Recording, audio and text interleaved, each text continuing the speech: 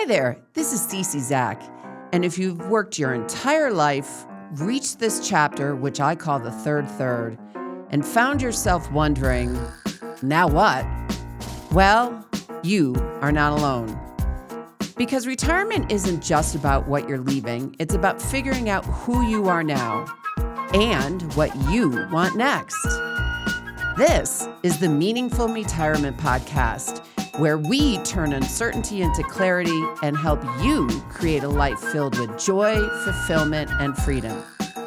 So let's get into it. And today I am so blessed to have a classmate of mine from my alma mater, Skidmore, on this episode of Meaningful MEtirement. I'm joined by a dear friend and mentor to me in many different ways, Greg Rutchik, an experienced attorney, entrepreneur, and advisor who has spent decades helping businesses grow, protect what they've built, and navigate complex decisions with clarity and confidence.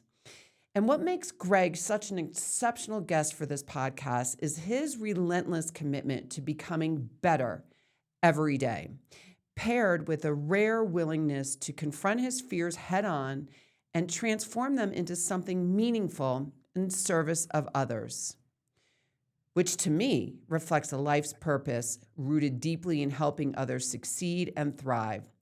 Not to mention, he's a podcaster himself on the art of negotiation. So, Gregory, welcome. Thank you for joining us. And please, no negotiating with me today, if that's possible. Will do my best. Thank you. Thanks for having me. Oh, yeah, it's an honor. It's an honor. And I do see that for those that see this video cast, you are advertising Snowbird. You know I'm a little partial to Vail and Beaver Creek, but you got the Utah Snowbird t-shirt on today. You want to comment on that? Snow. You got to go where the snow is. I think they're still getting snow. Yes, and it's raining here today on April Fool's Day. Anyway, back to you. Do you agree with my observation of your life's purpose to help others succeed and thrive? I do. I would like to say that I can fulfill it. I would like to be in service to others, to my family, my mom and dad, my brother and sister, their children, people that are in my life that I care about, my friends and loved ones, and then the people who come into my sphere as part of my law practice that ask for my help. I think that I would like the same to happen to me, that people that surround me are looking to be kind and looking to help solve problems and move the ball forward in a fair, generous way. Well, I hope I can be one of those people because you've been one of those people to me. And when times were dark for me, which was a long period of time, you have inspired me and have been a role model for me in so many different ways. So, my hope is that I can play it back to you, but just know that you are, with me, already fulfilling what you're looking to do in service of others. So congrats for that. That's very sweet of you to say. Well, Very sweet of you to say. I think you know me well enough now that I do speak the truth, or I don't speak it at all. If I don't have nothing nice to say, I'm not going to say it, but I will tell you the truth. And, speaking of the truth, what is your perception of retirement? I think it's changed a lot from when I was not 60 years old. But from this seat, Are you going to tell us all you're over 60 now? no, I'm 60 now. And I think that I look at my dad and my mom. My dad is 95. My mom is going to be 89 in May. And the way that they spend their time, I'll often try to reach them on the phone, and they will have been out delivering food to their neighbors. Neighbors who have a sick one at home, neighbors who lost someone. My dad regrets that he retired from being a lawyer, but he has not retired from taking calls from just about anyone who calls him and asks for his help. So, he's on boards, he tries to solve problems. He spends every single day listening to people who have a problem they've not been able to solve by themselves. And I mean, one recent situation was my mom and dad were driving down the road. They live in a relatively rural area, and they realized that a man, this was last summer, was living in the woods. And my father said, "Where does he shower? Where could he possibly keep himself clean?" And my dad got a group of people together in the community to bring in portable showers. And they installed the portable showers in the town that my father grew up in, which is a town called Norwich, Connecticut, about, I think it's about 11 miles away from Mystic. And this man and others like him who are unhoused or homeless had a couple of days of dignity, and they are in the process of trying to make permanent, the availability of showers. You don't realize how a simple thing like that is not readily available to everyone. So I envision a little bit of a retirement like his, where I am taking calls, meeting with people in my community, continuing to build community. My parents continue to build community by attending um, outdoor music, various arts related, community based activities where they're not on the boards anymore, but that they attend, they buy season tickets. These are not very expensive events, but they do require you to attend. So I would like to see myself attending community events, participating in them, and being asked for help, and even just chipping in even when I'm not asked. That is beautiful. It seems like you have found fabulous role models to embody what they've done, their value system, and what they continue to accomplish. How would you express the emotional state of how they live today? I mean, your dad's 95, and it sounds like he is just still going gangbusters. And how would you say that they live their life on a day-to-day basis from an emotional perspective? I think it is probably a lot like all of us. I think that there are days that are planful. Mondays are their best day. Starting the week, they are rather ebullient and thrilled because they go to a guitar jam. And my mother plays guitar, and my father is the drummer. And that day sets an emotional tone. It probably takes them till today, till about Wednesday or so, because even though my mom doesn't practice at home so much, you know, they go to guitar. It's a 2-hour thing. They then have a meal with some of the people, and they generally have maybe one other music event in the week related to their guitar jam. My mom and dad, for example, might play at an old age home. They might play music for a group of people who are even younger than they are, but who are living in an old age, in a senior living center, for example. I guess we don't call them old age homes anymore. Yeah. So, but I think that they also struggle with, I think they struggle with loneliness and connection, just like everyone does. My dad doesn't drive anymore, so most of his connection is with my mom, and I think that's very frustrating for him.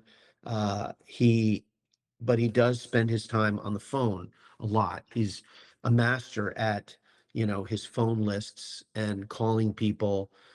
His best friend, his oldest friend, just turned 99. So he calls people on their birthday, and he has long conversations. They make each other laugh, they make each other reminisce.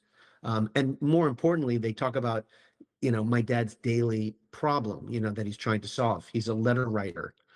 He writes letters to the editor of the local paper. So he's always asking people to read his letter. He calls it his article, and comment on the article. And this is the way that he engages. It's not just surface talk. He's very much interested in the the political life of America and its changing political face and tolerance, and he's interested in local issues like parking and public restrooms. So these bring his mood up. If you are willing to engage with him, on his article, then he will be thrilled. And he loves to hear from people in the community that have read his articles.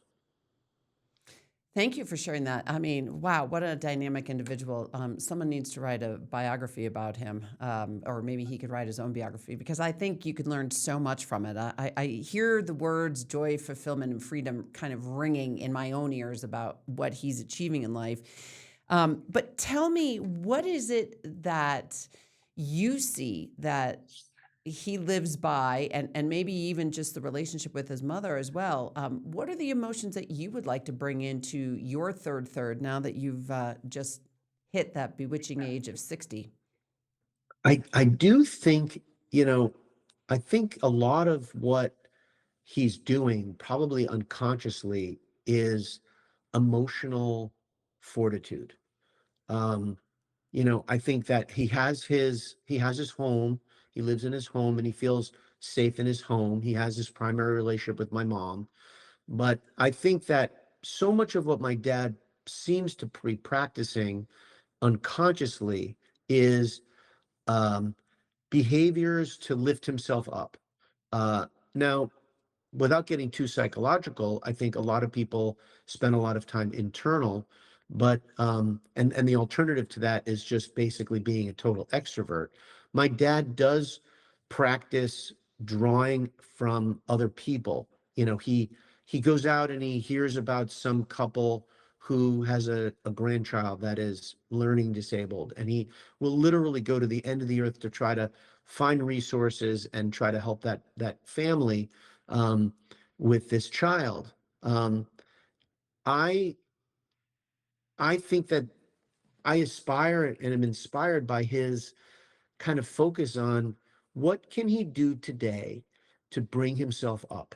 Maybe it'll be he does some physical activity. He works with a physical therapist, um, to strengthen his muscles and make sure that he can stand up, sit down, stand up, sit down. He does this exercise that I don't know if you know Ruth Bader Ginsburg made famous of if an older person can no longer get off the toilet or up off a chair, they're done. So my dad will literally hold a book and he'll stand up from the chair and sit down from the chair. So I really am inspired and try to do some of these, but consciously, things that to lift me up.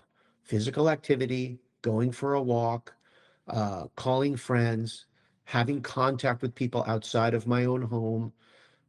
So that's really what inspires me. I think my dad is, you know, worried that if something were to happen to my mother, who's going to take care of him?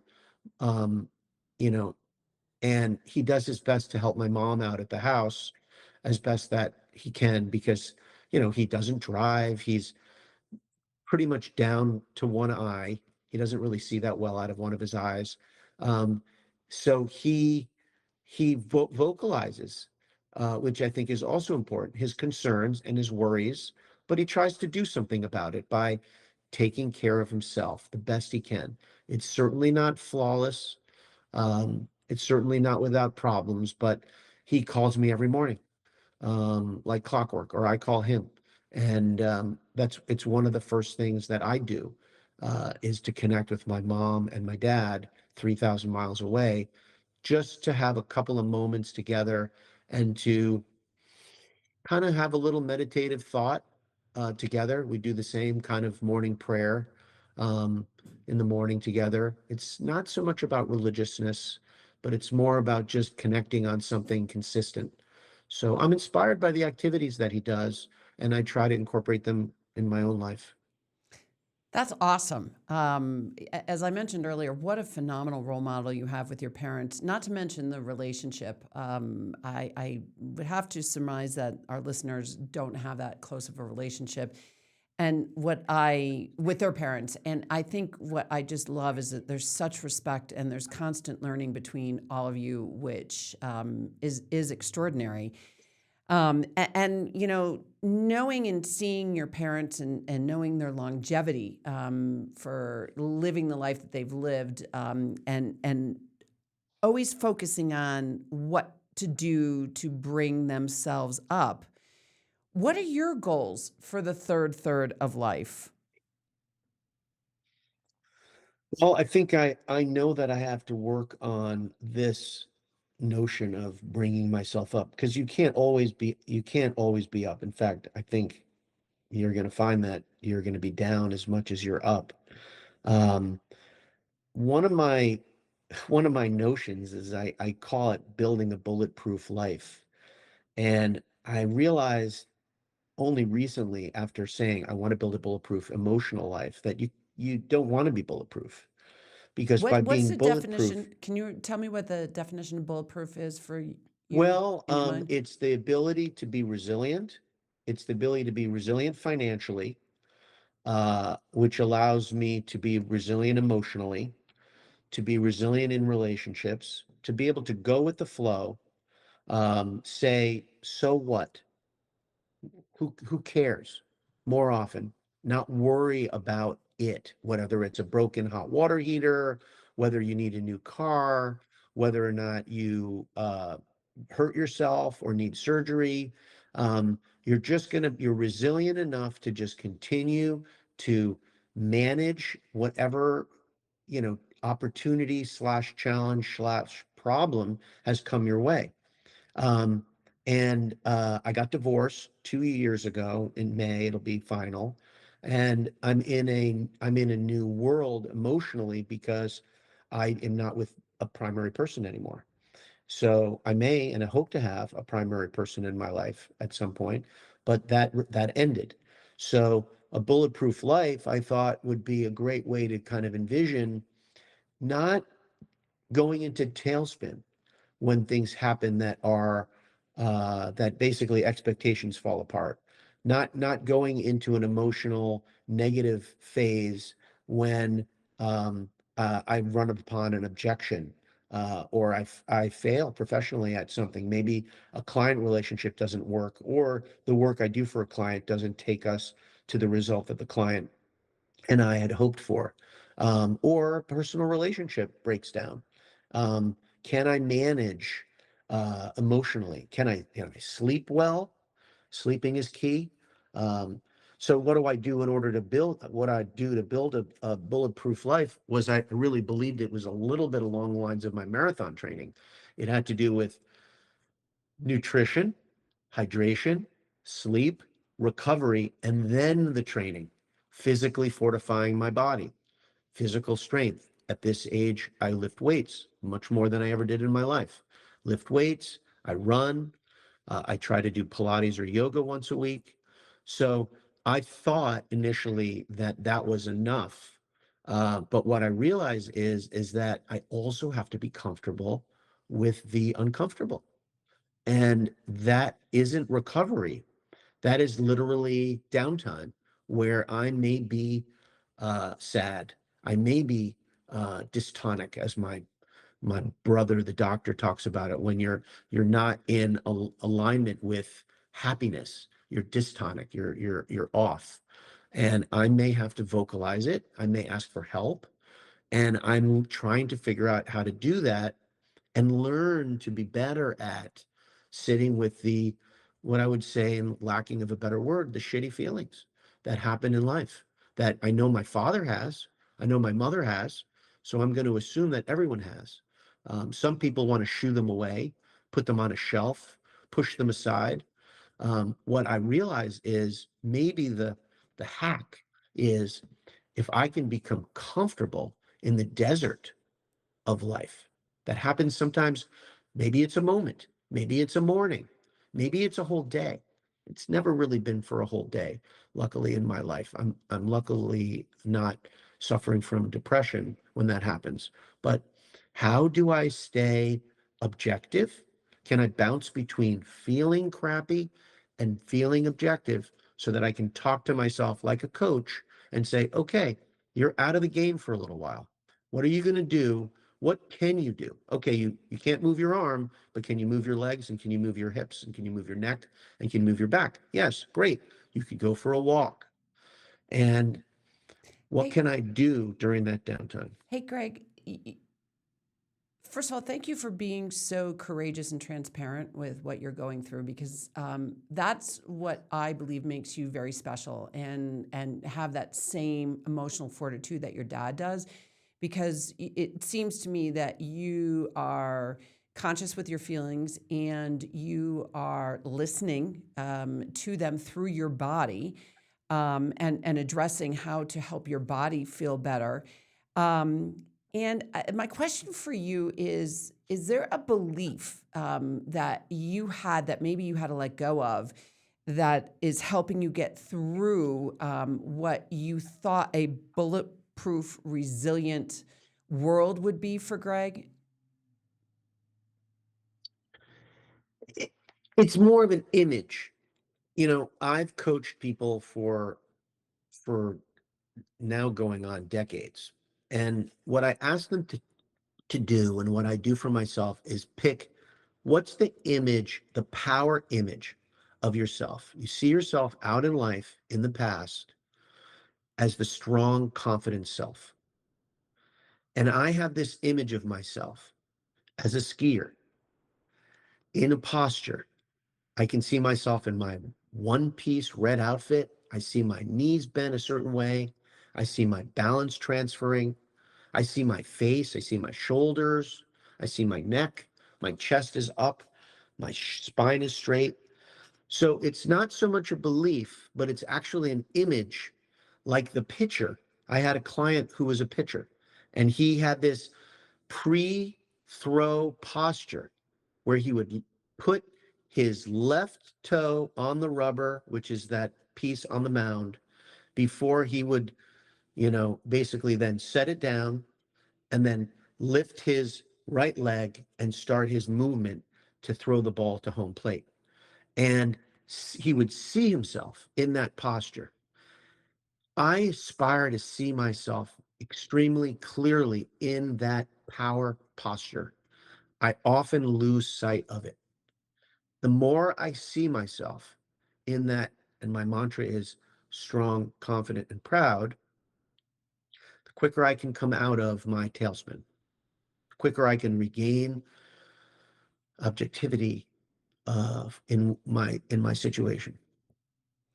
Greg, do you have that image for your future desire to have a partner you just shared with us? And if so, does that help you get through the times that you're sad or fearful?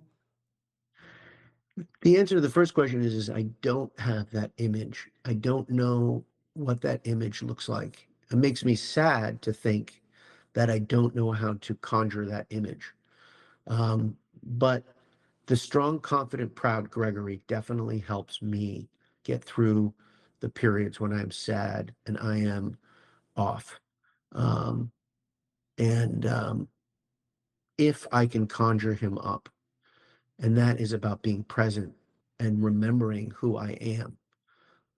If I can remember who I am, I know that sounds silly, but we often get so caught up in our thoughts that we don't go back to the basic. And, you know, everybody saw Caddyshack when Bill Murray says, you have to be the ball. You're not going to be the ball if you don't pretend to be the ball. So, what I always say is, you may not always be that power posture, but have the image and show it to yourself over and over and over again, because that's the only way you're going to be the ball. You're going to be that image.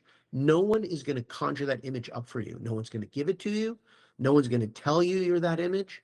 You have got to conjure it up in your mind's eye, in your frontal cortex, so crystally clear, especially when it's not true, especially when you feel crappy. Yep. And I don't do it enough. I don't do it enough. I know what I'm supposed to do. I don't do it. Greg, first of all, you are not alone. I too struggle with conjuring up my desire and very, very, very strong desire to have a partner in my life, a companion. And I struggle with it too. So I am here, and I think you and I have an additional podcast that we should probably sign up about. How do we conjure what that partnership looks like so that we can go there? Um, and the other thing that I just want to mention is that you do have such a strong community of friends and people that love you because of how much that you've given to them. what I have found is when I become in that dark place and where that strong, free, confident Cece is just not around me, there are a handful of friends that I reach out to that just immediately like snap me into place and say, "You are Cece." And all of a sudden, it's like it opens up, and that fear and that ego and everything else that's holding me back. And I guess my net of this is that please reach out to your friends, and me being one of them, to continue to help you on that journey, because we can't do it alone. And that's what this podcast is about, is recognizing we can't do this alone, and that there's a lot of people out there struggling with the same thing. And I'm just so grateful that you are so open about this piece of your life that's missing, because it's missing for me too. And we could probably help each other. Thank you. Thank you for the invitation, and thank you for your friendship and love. Well, yeah, right back at you, my friend. In the spirit of our listeners, as we wrap this up, is there any action steps or things that you could reflect on that you would want people entering their third, or maybe in it now, that maybe you would have done differently, or something that you have found such positive reinforcement for joy and fulfillment and freedom in your third? Hmm. I mean, when I think about conjuring an image of oneself, I think that the first, you know, I often think of Dorothy in The Wizard of Oz. She says somewhere over the rainbow, skies are blue, skies are gray. She gets to the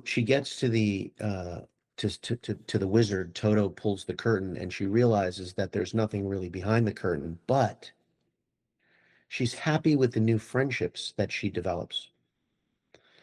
So what I would say is two things. That is an affirmation statement. You have to basically realize that we often limit ourselves by how we describe our future. Instead of saying but, we have to say and. Yep. I am getting older, and I am also capable of being strong, confident, and proud in this next day. Um, the image that you hold of yourself shouldn't be seen as a limitation. There's no question that I'm probably never going to run 5 more marathons. I'm probably not going to be as physically fit in the same way that I was when I was younger. And I have the ability to be physically fit in a new way as I build a strong physical body to hold this emotional self. So it's have affirmations, identify yourself living in the body, living in the experience that you want to and have that image extremely clear in your mind. This is what I'm telling myself to do, these two things. Because with them, I think that I can be more present. Today's the only day that I can make a difference. And I'm hopeful that my day and my life will unfold as magnificently as it has already. Thank you for that. That was just extraordinarily wise, and it is chock full of information, and action steps. And, if I was just to summarize all of the wonderful things that you mentioned, in addition to conjuring the image of yourself and affirming who you are, you mentioned sleep is really important. You mentioned community is really important. You mentioned your physical body numerous times. And the one thing that I'll mention to you is that I find that you're allowing peace within yourself with your anatomical aging. And you're doing it in a very confident way. I mean, you just said, I probably won't do 5 more marathons. And you seem like that's okay. And you've just moved on with it. So I, just thank you from the bottom of my heart for spending the time with us today on this podcast. And, your father and your mother are extraordinary role models. And seeing MEtirement, which we didn't talk about, but through the eyes of you, through your dad, was just extraordinary. And that's the first time that I've had a guest do that. So thank you very much for that. So, Greg, once again, I just, from my bottom of my heart, thank you for taking the time out with us. And before we go, I just want to say this to all of you listeners out there. Transitions like this are hard. And you heard from Gregory how he is struggling for an aspect of his life that he really wants and desires. And I know he's going to get there because he's already figured out the tool to get there. And it's a matter of time before he does. And so for all of you out there, letting go of who you were to figure out who you are now is a really big shift. And you're feeling uncertain or a little lost, you are not alone. But it's where something new begins. And that's the most exciting part, because when you understand who you really are, you create a life of joy, fulfillment, and freedom. And you don't have to do it alone. So until next time, keep creating a life that feels meaningful to you. And Greg, a huge thanks from me to you. Thank you. I really enjoyed this. This was some pretty deep thinking that you made me do. So I appreciate your being open and creating a space for me to do it. Well, and you created a space for me to do it as well. So thank you. Take care, my friend. Speak to you soon. Thank Okay. you.